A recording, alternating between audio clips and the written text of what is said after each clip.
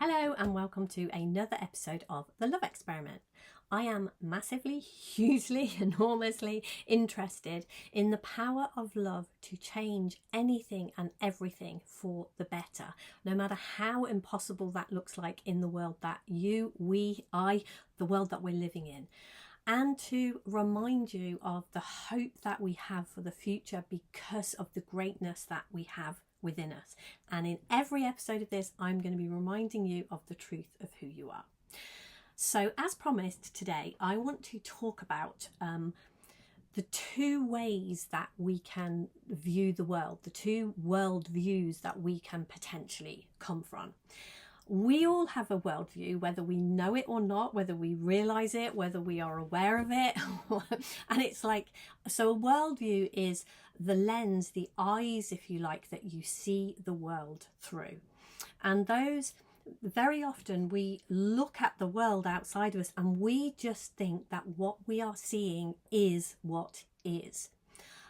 But as we begin to learn more about our true nature, we begin to see that what we are seeing out here, what our senses tell us about the world, isn't in fact truth. You know, what we think we see and what we see can be two very, very, very different things.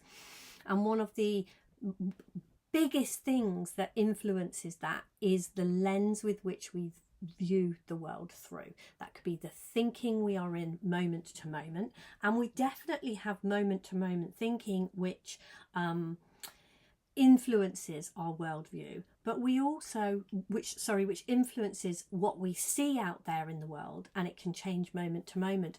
But we also have a baseline, like a come from, a place where we largely go back to. And so that, as you know, this is the love experiment, and very much this is about what happens when we change that worldview from a fearful worldview to a love worldview. And how do we do that? Definitely a huge part of this is how on earth do we do that? Because for centuries we have been, as human beings, we have been living with our baseline as a worldview of fear. That is what I would say 99% of human beings, me included. It is a very rare person that doesn't, for the most part, live from a fear-based view of the world. So I'm going to tell you what it means to me. This is a Debsplanation of what a love-based worldview is and what a fear-based worldview is, and a little bit about what I see that means. And I have written it down in case I miss out any of the words, because I do just love doing my videos off the cuff. It's what I do, it's who I am.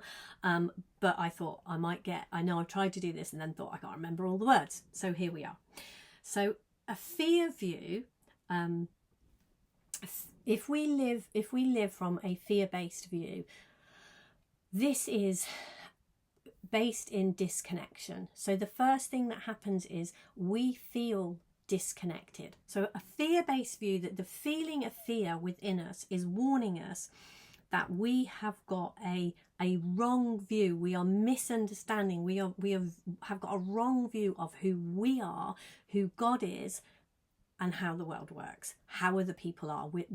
Our lens is a bit skewed. So fear is our skewed lens. So the first thing that happens when we're viewing the world from fear is we feel disconnection. And the truth of it is there is oneness here. There is no disconnection. But from a fear-based view, we feel disconnected. We feel alone. We feel like it's all on us. And then we feel lack, scarcity, not enough. And how often have you heard yourself say, or the people around you say, I mean, this is such a common thing in the world that we live in. We are so embedded in not enough. You know, oh gosh, I haven't got enough time. Oh, sorry, I can't do that. I haven't got enough time. Oh, sorry, I can't do that. I haven't got enough money. Or I can't have that. There's not enough. There's not enough. There's not enough. There's not enough. We live in a scarcity worldview, fear, which is fear-based. So, and ultimately, when we feel there is not enough, when we live in that scarcity, in some way or other, that is going to reflect back. We can't be making statements like, oh, sorry, I can't, there's not enough time. Oh gosh, no, I haven't got enough money for that. We can't be living in that worldview and believe that we are enough. The two things just don't go together. So ultimately, if we are saying those things and believing those things, and that is our worldview, we don't think that we are enough. And ultimately, that is a huge problem, because that is a huge misunderstanding of who we are. That is a totally wrong view of the truth of who we are. And so the next thing that, I mean, it doesn't necessarily go down like this, it's all over the place, but the next thing in my list is we now need, from that place of not being enough, or there not being enough, from a scarcity worldview, from a lack perspective, we now need to find certainty. We need to control. So, and how many times, when we feel overwhelmed, when we feel like that we lack, when we feel there's not enough, the next thing we have to do is control. Well, I have to make sure, I have to know that I'm going to be all right later today. I have to know that this is going to work out my way. I have to know that this is going to happen. Therefore, I have to control. You must, they must, it must happen this way. So from a lack perspective, from not being enough, the next thing we have to have is certainty and control. And then we become self-centered. You can hear in that, this is all about me, me, me, me, me. To be okay, I have to, da, da, da, da, da. This has to be the way that I think. I have to control this. So we become very self-centered. And then we become defensive. Like if anyone says anything to us, it hits on this insecurity, this belief that we're not enough, and we immediately want to, well, it's because of this, and this happened, da, da, da. We become defensive, we become closed down, we don't want to hear what other people are saying, we can't feel that love and that connection for other people, and we become self-serving. We are trying to make ourselves feel better, and this leads to us feeling trapped, to us holding tightly onto what we believe that we need and trying desperately to get more. So that is a fear-based worldview. So I am sure, even if the descriptions are slightly different, I am sure that you can hear some of yourself in that fear-based description. And so then, if you have a love-based, if you view the world through the lens of love, the starting point here is love, which is ultimately connection. We feel connected. We don't feel like we're alone. We can feel that deeper truth of who we are. We know that there is more to us than being human. We know that on a lived, felt experience. We feel connected to God. We have a much truer view of who we are, who God is, and how this world works. It makes sense to us. We have that view. And love, connection, and then we feel an enoughness. We see the flow, we see the abundance, we see the overflow in the world. We look out at nature and we just see the enoughness. We know that we are enough. There is a sense that we are enough. That idea that there is something fundamentally flawed in us cannot thrive and live in a love-based culture within us. And so from that space, we realize that this universe, this life that we live, God and this universe, is a mystery. We will never control it. We will never have certainty.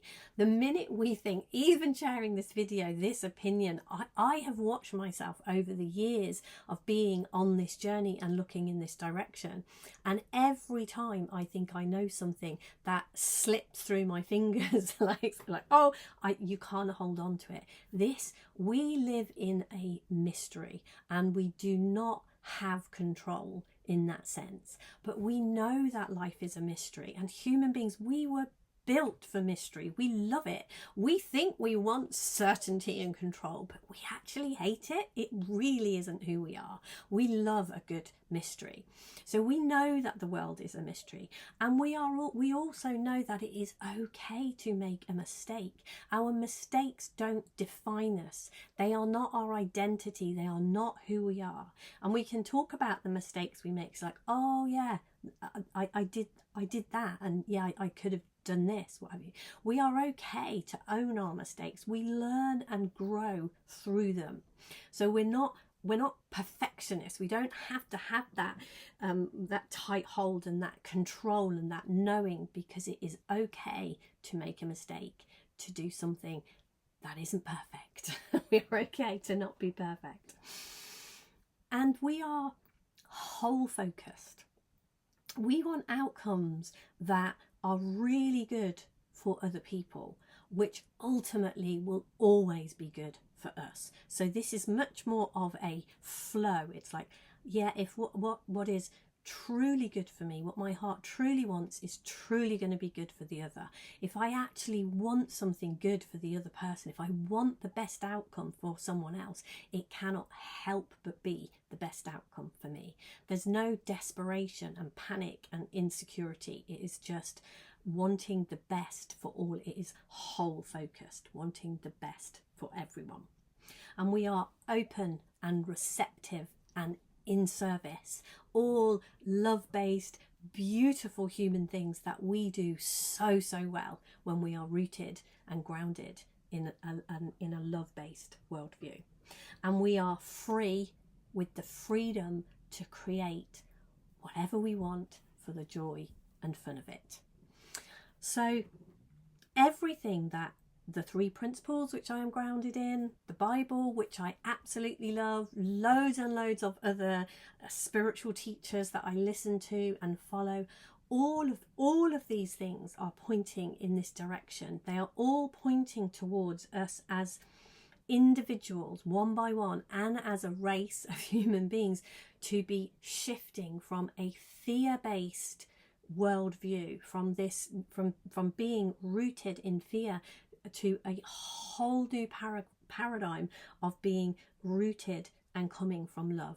And I don't think I realised when I started the love experiment that this was quite where it was going to go, but I actually see the hugeness of this, and how massively helpful. As I've said before in other videos, I'm really not interested in something that isn't helpful to me when I am in the middle of something, however big or small. When something's going on in my life, I don't want some hairy-fairy spiritual thing that isn't where the proverbial hits the fan, and when I need to see something different.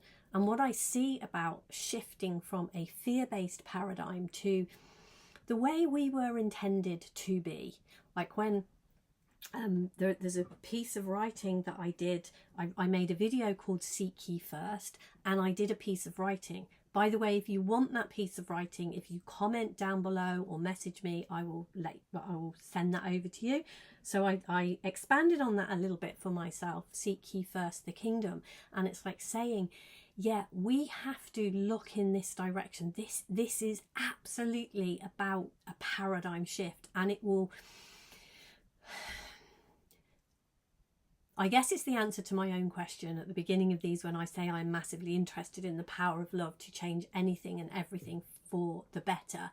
That seek ye first the kingdom of God and his righteousness. So what is meant, what is pointed to in that verse when it says seek ye first the kingdom of God is this love paradigm. That's what the kingdom is.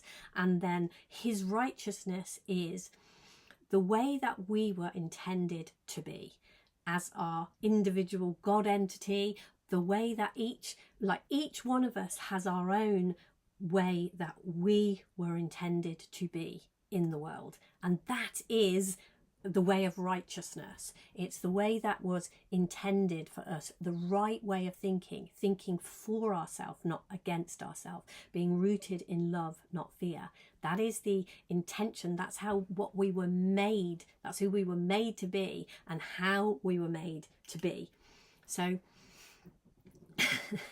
really seeing that, even when I made those statements that I am really interested in this, being something that can change anything and everything, I don't think I fully grasped exactly what I was going to find when I looked in this direction, which is why I am continually extending this invitation to you. Get involved in these videos, comment below, check out the show notes, see if there's anything, see if there's a way you want to dive in more deeply with me around this. I do paid programs and a ton of free stuff, including these videos. But I really, really invite you to get curious about this and look in this direction, because there is something monumental here. We are truly looking at the magnificence of who each and every one of us are when we learn to root ourselves and live in and come from love. So thank you for listening this far. Please drop any comments that you have below. Look at the show notes, and I will see you somewhere in the next video, if nowhere else. Take care and lots of love. Thank you.